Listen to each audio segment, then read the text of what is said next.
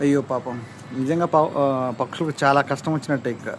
అంటే కొన్ని సంవత్సరాలుగా ఇక్కడ ఈ ఖాళీ ప్లేస్ ఉంది. ఈ ఖాళీ ప్లేస్‌లో వర్షాలు పడ్డప్పుడు ఫుల్‌గా వాటర్‌తో తొణికిసలాడుతూ ఉంటుంది. ఈ వాటర్‌ని బేస్ చేసుకొని కొన్ని వందల పక్షులు పాపం ఇక్కడ స్థావరాలు ఏర్పాటు చేసుకొని ఇక్కడే వాటిని సంతానోత్పత్తిని పెంచుకుంటూ ప్రతిరోజు ఉదయం 4 గంటలు దాటిందంటే నిద్ర లేపుతాయి మనల్ని.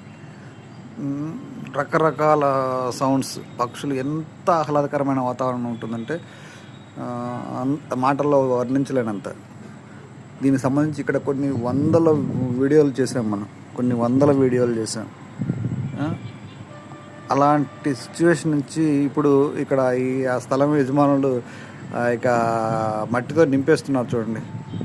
ఇక మట్టితో ఫుల్లుగా నింపేశారంటే ఇక్కడ ఈ పక్షులకి ఇక కష్టకాలం వచ్చినట్టే పాపం. ఇంక ప్రత్యామ్నాయం వెతుక్కుంటూ వెళ్ళిపోవాలి. కొన్ని వందల పక్షులు ఉన్నాయి ఇక్కడ ఉదయం నుంచి సాయంత్రం వరకు. చిన్న చిన్న పక్షుల నుంచి పెద్ద పక్షుల వరకు అనేక రకాల పక్షులు చాలా అరుదైన పక్షులు ఉన్నాయన్నమాట. అన్ని పక్షులకు ఇక కష్టకాలమని చెప్పాలి. ఇవన్నీ ఇంకా పూడుస్తుంటే అది ఒక పక్క సమ్మరు. ఆ సమ్మర్లో వాటర్ లేక ఇబ్బంది పడడం ఒక ఎత్తు అయితే, మరో పక్క అసలు ఆ ఉన్న వాటర్ని కూడా ఇప్పుడు ఈ పూర్తి చేయడంతో పాపం ఇక్కడ ఈ ఈ ఈ పరిస్థితి ఇక్కడ ఉన్న ఈ ప్రకృతినే నమ్ముకొని ఈ ప్రకృతిని జీవన ఆధారంగా చేసుకుని బ్రతుకుతున్న ఈ పక్షులకి ఇక మాటల్లో చెప్పలేనంత కష్టం వచ్చిపడింది. వాటికి మరి పక్షులు ఎక్కడికి వెళ్తాయి ఏంటి అనేది చూడాలి. ఇంకా అంటే గతంలో కొన్ని వందల పక్షులు ఉండేవి పాపం. అది లాస్ట్ సమ్మర్కి వచ్చేసరికి చాలా పక్షులు పోయినాయి. ఇప్పుడు మళ్ళీ ఆ ఉన్న పక్షులను మళ్ళీ సంతానోత్పత్తిని పెంచుకుని చాలా పక్షులు సంతానోత్పత్తిని పెంచుకుంటూ ముందుకు సాగుతూ ఉన్నాయి. ఇప్పుడు పాపం ఈ ఎండలు మళ్ళీ మార్చి రాకముందే ఎండలు విపరీతంగా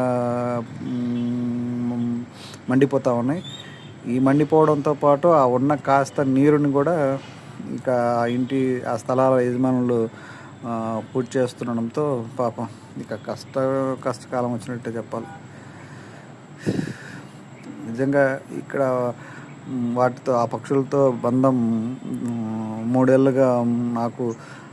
రోజు ఉదయం లేచేటప్పటి నుంచి రాత్రి పడుకునే వరకు అది చూస్తూ ఉంటాం, వాటితో ఎంజాయ్ చేస్తూ ఉంటాం. ఎన్ని రకాల పక్షులు ఎన్నో వీడియోలు చేసాం. పాపం ఇంకా ఆ పక్షులకన్నీ కష్టాలు. ఇవన్నీ పూర్తి చేస్తారంటే ఇక్కడ నుంచి మళ్ళీ వాటికి ఆహారం ఎత్తుకుంటూ వాటి స్థావరాలు ఎత్తుకుంటూ ముందుకు